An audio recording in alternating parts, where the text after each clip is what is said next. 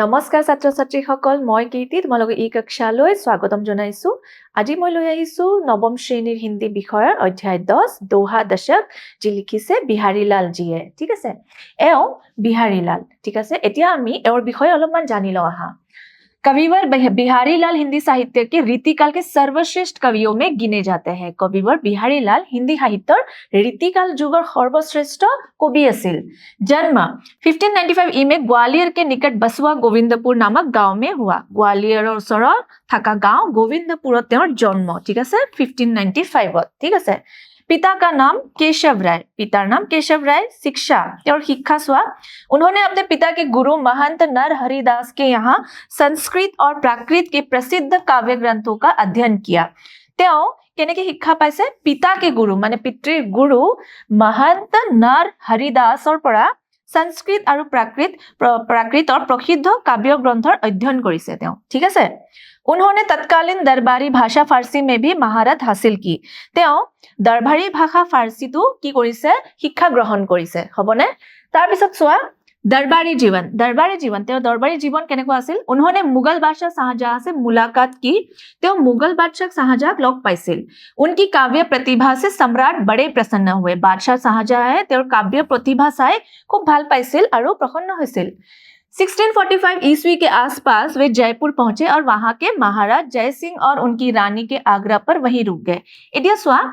तेओ 1645 ईस्वी उसरे पासरे तेओ जयपुर पाले गई ठीक আছে ताते महाराज जय सिंह और रानी ठीक আছে उनकी रानी जय सिंह और रानीर आग्रहत तेओ जयपुरते रखी जाबो लगा हल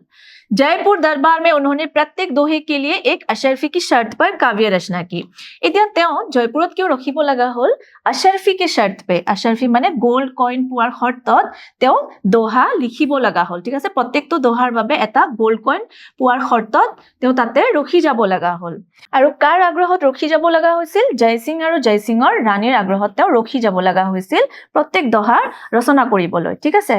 साहित्यिक योगदान এতিয়া আমি সাহিত্যিক যোগদান চাম তেওৰ बिहारी की ख्याति का एकमात्र आधार उनका अनुपम ग्रंथ बिहारी सत्सय है तेवर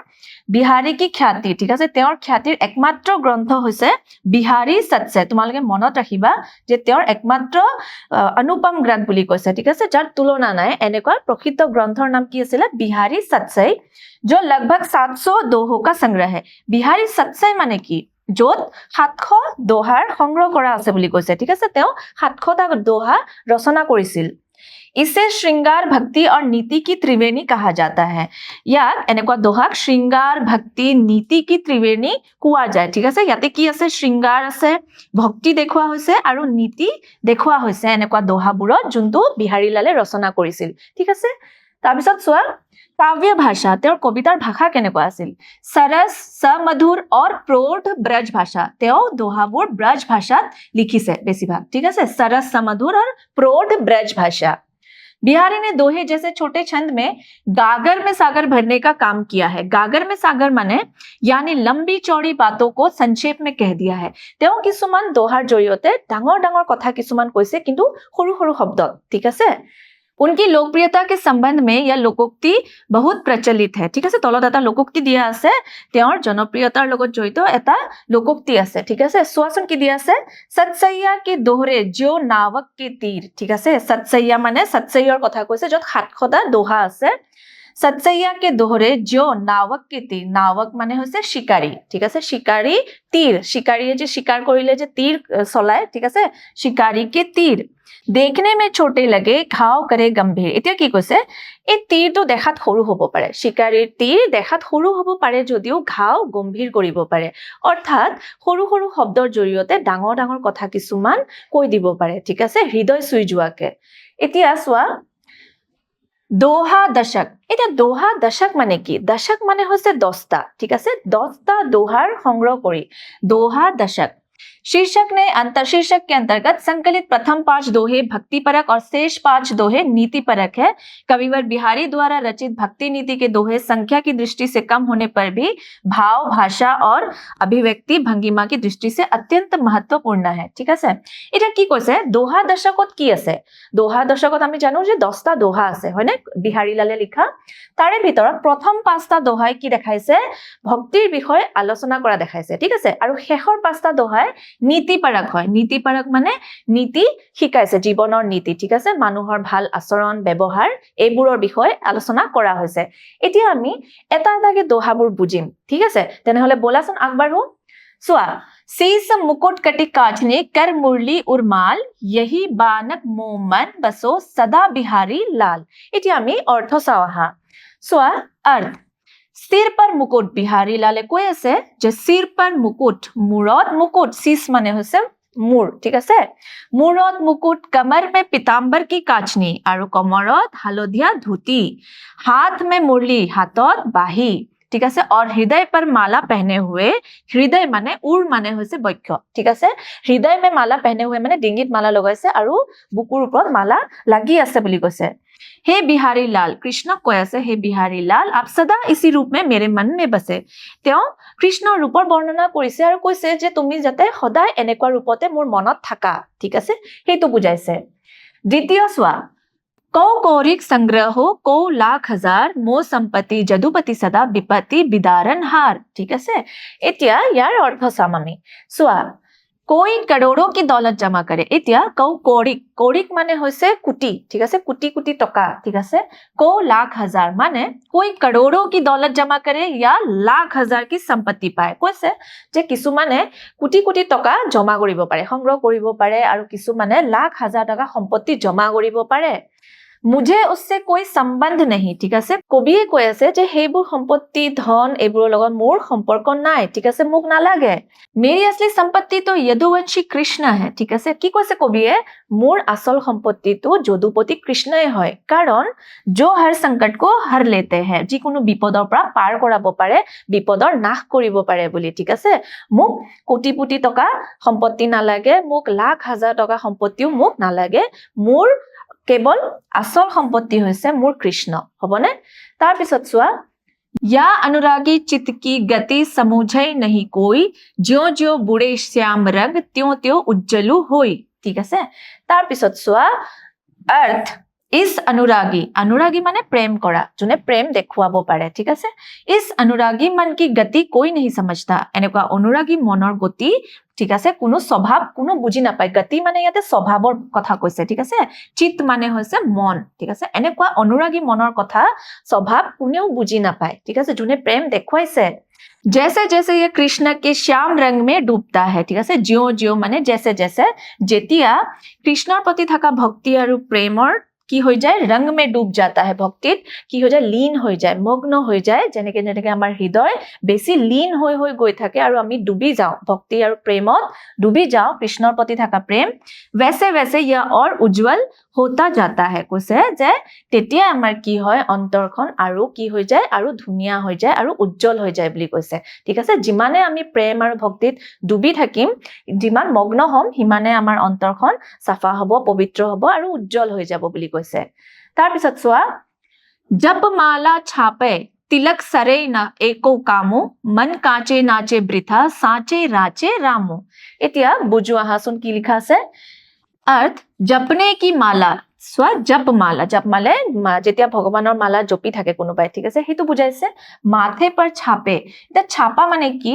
শৰীৰত যেতিয়া ভগৱানৰ ফটো চিত্ৰ এনেকে অঙ্কন কৰা হৈছে ঠিক আছে কোনোবাই যদি আঁকি লয় ঠিক আছে হেতু কথা কৈছে তিলক মানে ফুট ভগৱানৰ ফুট লগাই এক ভি কাম नहीं आता এনেকুৱা দেখুৱাই একো লাভ নাই বুলি কৈছে ঠিক আছে ফুট লগাই আৰু শৰীৰৰ যিকোনো অংগত মানে ভগৱানৰ ফটো লগাই ভগৱানৰ চিত্ৰ অঙ্কন কৰি বনাই একো লাভ নাই মালা জপিও একো লাভ নাই ঠিক আছে क्यों नहीं सोआ जिसका मन कच्चा होता है इत्या की কৈছে जिसका मन कच्चा होता है जार मन कैसा ठीक আছে अपवित्र আৰু শান্ত মন নহয় वह व्यर्थ में ही नाचता रहता है ही एने नाচি থাকে ঠিক আছে এনে দেখুৱাব চেষ্টা কৰে যে ভক্তি আছে বুলি ঠিক আছে এনে চঞ্চল হৈ থাকে নাচি থাকে राम ईश्वर तो केवल सच्चे और पवित्र मन से ही प्रसन्न होते हैं এতিয়া আমি ৰামক কেনেকৈ পাব পাৰো আমি ভগৱানক কেনেকৈ পাব পাৰো যেতিয়া আমাৰ মন সাফা হ'ব যেতিয়া আমাৰ মন পবিত্ৰ ঠিক আছে আৰু শান্ত মনেৰে আমি ভগৱানক কি কৰিম মনত পেলাম ঠিক আছে আৰু ভগৱানৰ ওচৰত প্ৰাৰ্থনা জনাম তেতিয়াহে আমি ভগৱানৰ প্ৰাপ্তি হয় বুলি কৈছে হ'বনে তাৰ পিছত চোৱা कीजे चित सोई तरे जी ही पति तनु के साथ मेरे गुण अवगुण गणनु गणो न गोपीनाथ यार अर्थ चाও চোৱা मन उसी भगवान में लगाना चाहिए এতিয়া मन চিত মানে হৈছে মন ঠিক আছে মন এনেকুৱা ভগৱানত লগোৱা ঠিক আছে এনেকুৱা ভগৱানৰ ওচৰত প্ৰাৰ্থনা জনোৱা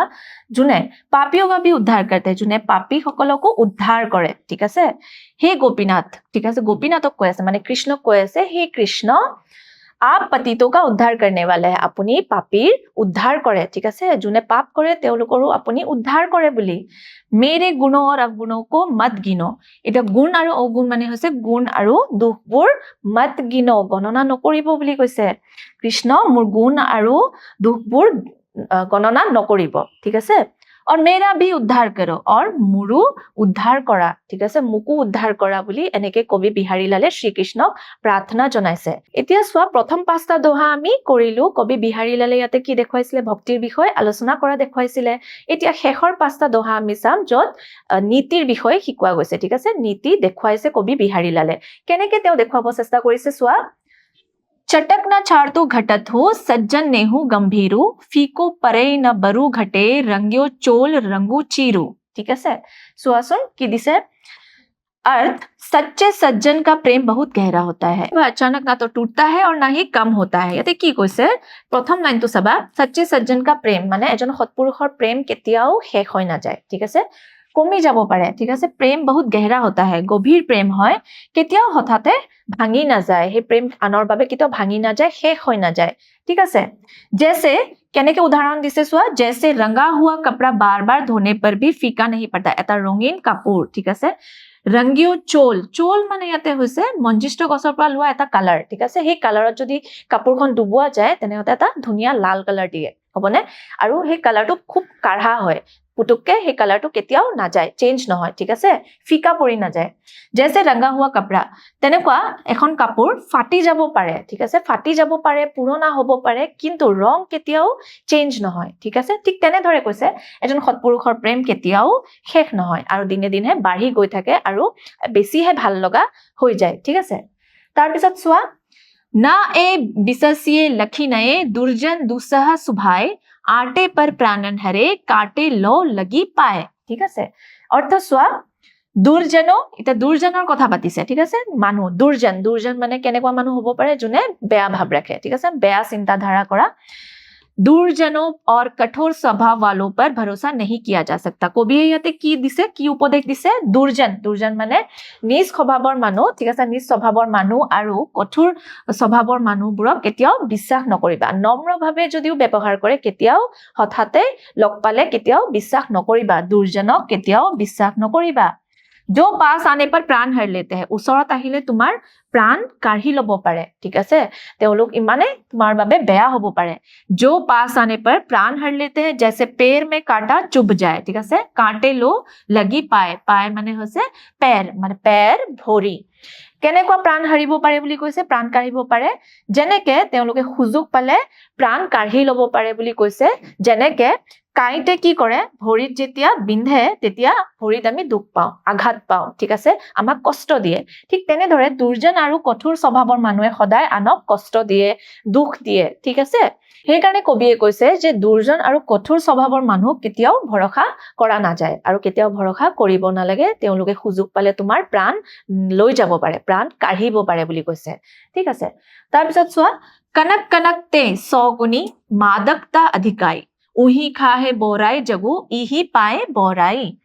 त्या अर्थ स्वा सोने में धतूरे से 100 गुना अधिक नशा होता है इटा सोना और धतूरा कनक माने होसे खून ठीक है सोना और कनक ते याते बुझवा গৈছে ধতুৰা ঠিক আছে ধতুৰাক বুঝোৱা গৈছে সোনে মে ধতুৰে সে 100 গুণা খুনত কি থাকে ধতুৰাত কৈ 100 গুণ বেছি নিচা থাকিব পাৰে কৈছে মাদকতা থাকিব পাৰে বুলি কৈছে ঠিক আছে अधिक नशा होता है क्योंकि क्यों এনেকে কবিয়ে কৈছে धतूरे का सेवन करने से तो आदमी केवल कुछ मिनटों या घंटों के लिए ही मदहोश रहता है কৈছে কিয় ধতুৰাত কে বেছি 100 গুণ বেছি খুনত মানে নিচা থাকে বুলি কৈছে কবিয়ে কাৰণ ধতুৰা ললে ঠিক আছে ধতুৰা ললে মানুহে কেৱল কিছু সময়ৰ বাবেহে মাদহোশ হ'ব পাৰে মাদহোশ মানে অলপ সময়ৰ বাবেহে পাগল হ'ব পাৰে বা মাদকতা থাকিব পাৰে বুলি কৈছে लेकिन धन पाने से ही जग पागल हो जाता है किंतु धन আৰু সোণ সম্পত্তি এইবোৰ পালে জগত ঠিক আছে মানুহবোৰ কি হৈ যায় পাগল হৈ যায় বুলি কৈছে আৰু জীৱন ভৰ रहता है পাগল হৈ যোৱা মানে ইয়াতে অহংকাৰ সৃষ্টি পায় বুলি কৈছে কাৰণ ধন আৰু সম্পত্তিত বেছি নিচা থাকে এবাৰ পালে আৰু লোভ বাঢ়ি বাঢ়ি গৈ থাকিব পাৰে অহংকাৰ বাঢ়ি বাঢ়ি গৈ থাকিব পাৰে সেই কাৰণে কৈছে যে সোণত ধতুৰাতকৈ 100 গুণ বেছি নিচা থাকিব পাৰে ধন আৰু সোণত ঠিক আছে ধন সম্পত্তি এইবোৰত বেছি নিচা থাকে মানুহৰ লোভ লাগি লাগি গৈ থাকে ঠিক আছে আৰু মানুহৰ অহংকাৰ বৃদ্ধি পায় তাৰ পিছত চোৱা मीत ना नीत गलित हुए जो धरिए धन जोरी खाए खर्चे जो जुरे तो जोरिए करोरी ठीक है तार पिছত चुआ मित्र दुर्दशाग्रस्त होने पर भी धन संचय कर रखा जाए वो नीति नहीं होती याते कविये की কৈছে मीत ना नीत गलित हुए मीत माने হৈছে मित्र ঠিক আছে मित्र বন্ধু ঠিক আছে नीत माने হৈছে নীতিৰ বিষয়ে আলোচনা কৰা হৈছে ইয়াতে সেইকাৰণে नीत লিখা আছে मित्र दुर्दशाग्रस्त होने पर भी धन संचय कर रखा जाए वो नीति नहीं होती कविয়ে কৈছে যে দুৰ্দশাগ্ৰস্ত হলেও কাৰোবাৰ দুৰ্দশাগ্ৰস্ত সকলৰ বাবেও ধন যদি ব্যৱহাৰ কৰা নহয় ঠিক আছে সহায় কৰা নহয় তেনেকুৱা ধন জমা কৰি সংগ্ৰহ কৰি একো লাভ নাই ঠিক আছে তেনেকুৱা ধন ৰাখি হেতু নীতি নহয় বুলি কৈছে এনেকুৱা নীতি হ'ব নালাগে सही से खाने और खर्च करने के बाद अगर बचे तो करोड़ों भी संचय कीजिए खाए खर्चे जो जुड़े तो जोड़िए करोड़ी करोड़ी माने याते कोटी टकार कथा কোৱা হৈছে ঠিক আছে करोड़ হ'ব सही से खाने এতিয়া ঠিক মতে খোৱাৰ পিছত আৰু খৰচা কৰাৰ পিছত যদি তুমি বচাব পাৰা তেনেহলে তুমি কোটি কোটি টকাও তুমি বচাব পাৰা তেনেকুৱা ধন সংগ্ৰহ কৰিব লাগে বুলি কৈছে আনক সহায় কৰাৰ পিছত আৰু দুৰ্দশাগ্ৰস্ত সকলৰ সহায় কৰাৰ পিছত যদি কিবা বাছে তেতিয়া তুমি কোটি কোটি টকাও বচাব পাৰা ঠিক আছে এইটো নীতি হয় বুলি কৈছে কবিয়ে তাৰ পিছত চোৱা ओछे बड़े न हुए सके लगी सतर हुए गैन दीर्घ हो ही न नेक हूं फारी निहारे नैन ठीक है चुआ मनुष्य का असली मूल्य उसके स्वभाव और कर्मों से होता है इतिया ओछे बड़े ओछे माने की ओछे माने निज स्वभावर मानु ठीक আছে যোনে বেয়া চিন্তা ধাৰা ৰাখে আৰু বেয়া ভাবে আনৰ বিষয় ভাবে বেয়া ভাবে ঠিক আছে ओछे बड़े ना हुए सके কৈছে যে তেনেকুৱা মানুহবোৰ ডাঙৰ হ'ব নোৱাৰে কেতিয়াও ঠিক আছে বুজোৱা হাসুন ভালকে मनुष्य का असली मूल्य उसके स्वभाव और कर्मों से होता है কি কৈছে এজন মনুষ্যৰ আসল মূল্য কেনেকে গম পায় उसके स्वभाव हे मनुष्যৰ स्वभाव আৰু কামৰ পৰাহে তেওঁৰ পৰিচয় হয় বুলি কৈছে ना कि बाहरी दिखावे से चाहे कोई व्यक्ति आसमान छू ना जाए ठीक है बाहरी दिखावे माने बाहिৰৰ পৰা ভাল হৈ দেখায় একো লাভ নাই ঠিক আছে বাহিৰৰ পৰা ভাল হৈ দেখায় একো লাভ নাই বাহিৰী दिखावा माने কি হয় আডম্বৰ হয়নে আডম্বৰ হয় তেনেকুৱা वह अपने वास्तविक कद से बड़ा नहीं हो सकता ठीक वैसे ही जैसे घूरने से आंखें बड़ी नहीं होती কবিয়ে কি কৈছে যে মানুহে নিজৰ আসল ৰূপ দেখুৱা পিছত ঠিক আছে স্বভাৱ যদি বেয়া তেনেহলে তেওঁ কেতিয়াও মহান হ'ব নোৱাৰে ঠিক আছে আকাশ চুলেও তেওঁ কেতিয়াও মহান হ'ব নোৱাৰে बड़ा नहीं हो सकता বুলি কৈছে ঠিক আছে তাৰ পিছত ঠিক वैसे ही जैसे घूरने से आंखें बड़ी नहीं होती ঠিক তেনে ধৰে কি উদাহৰণৰ জৰিয়তে বুজাইছে কবিয়ে যে ঠিক তেনে ধৰে যেতিয়া চকু খুলি খুলি চালেও ঠিক আছে চকু ডাঙৰ কৰি কৰি চালেও চকুৰ সাইজ কেতিয়াও চেঞ্জ নহয় হয় নে নহয় যেনেকৈ আছে তেনেকৈ হ'ব চকুৰ সাইজ যেনেকুৱা আছে তেনেকুৱাই থাকিব যিমান ঘুৰি ঘুৰি চালেও যিমান চকু ডাঙৰ কৰি চালেও তেনেকুৱাই থাকিব ঠিক আছে এজন মনুষ্যৰ স্বভাৱ যদি বেয়া হি কেতিয়াও মহান হ'ব নোৱাৰে হেতুৱে কবিয়ে ইয়াতে বুজাইছে নীতিৰ বিষয় ঠিক আছে ছাত্ৰ ছাত্ৰীসকল এতিয়া শেষৰ 5টা দহত আমি নীতিৰ বিষয় চালো হয় নে নহয় আৰু 10টা দহত আমি ভক্তিৰ বিষয় আৰু নীতিৰ কিছু কথা আমি জানিব পাৰিছো আশা কৰিছো তোমালোকেও বুজি পাইছা তেনেহলে প্ৰশ্ন কেইটামান চাই লও আহাচোন प्रथम प्रश्न सुआ बिहारी लाल की काव्य प्रतिभा से प्रसन्न होने वाले मुगल सम्राट कौन थे बिहारी लालर काव्य प्रतिभा চাই কোনে ভাল পাইছিল কোনে প্ৰসন্ন হৈছিল বুলি কৈছে মুগল সম্ৰাট কোন আছিল औरंगजेब জাহাঙ্গীৰ নে শাহজাহান আমি পাইছিলো যে তেওঁ কাক লগ পাইছিল শাহজাহান লগ পাইছিল ঠিক আছে দৰবাৰত শাহজাহান লগ পাইছিল তাৰ পিছত চোৱা কনক মানে ইয়াতে সোনাক বুজোৱা গৈছে সোণ कनक से संबंध में कनक के संबंध में कवि का कथन क्या है कनकर विषय खुनर विषय कविये की कब विचारिছে ठीक है विकल्प केटा चुआ सोना हल्का होता है सोना मनुष्य को पागल बना देता है सोना सुंदर होता है ठीक है याते शुद्ध उत्तर की हबो सोना मनुष्य को पागल बना देता है आमी पाइसिलो जे खुनत की থাকে ধতুৰাতকৈ 100 গুণ বেছি মাদকতা থাকিব পাৰে বুলি যোনটোৱে মানুহবোৰক পাগল কৰি দিয়ে ঠিক আছে অহংকাৰী কৰি দিয়ে সেই কাৰণে সোনা मनुष्य को पागल बना देता है ठीक है অহংকাৰ বৃদ্ধি পায় তাৰ পিছত চোৱা बिहारी की प्रसिद्ध रचना सत्सय लगभग कितने दोहों का संग्रह है এই सत्सय শব্দটোত কেইটা দোহা সংগ্ৰহ কৰা হৈছে বিহাৰীজীয়ে কেইটা দোহা দিছিলে ইয়াতে 200 500 ने 700 सत्सय माने होइसे किमान 700 ठीक है 700 दोहा का संग्रह किया हुआ है बिहारी सत्सय में ठीक है अब देखो मोह संपत्ति जदुपति सदा इस दोहे में कवि किसे अपनी संपत्ति बताते हैं इस दोहे में एतु दोहा कविए কাক সম্পত্তি বনোৱা কথা কৈছে ঠিক আছে কোন হয় মোৰ আসল সম্পত্তি বুলি কবিয়ে কৈছিল সোৱা ৰাম দেৱী নে যদুপতি কৃষ্ণ আমি পাইছিলো যে তেওঁ কাক আসল সম্পত্তি বুলি কৈছিলে নিজৰ যদুপতি কৃষ্ণ মানে যদুপতি কৃষ্ণক নিজৰ আসল সম্পত্তি বুলি ভাবিছিলে যোনে কি কৰিব পাৰে যিকোনো বিপদ নাশ কৰিব পাৰে বুলি কৈছিলে ঠিক আছে হেকাৰণে তেওঁৰ আসল সম্পত্তি হৈছে যদুপতি কৃষ্ণ ছাত্ৰ ছাত্ৰীসকল আজিলৈ ইয়াতে সামৰিছো আশা কৰিছো তোমালোকে এই প্ৰশ্নকেইটাও ভালকে বুজি পাইছা তেনেহলে আকৌ লগ পাম ধন্যবাদ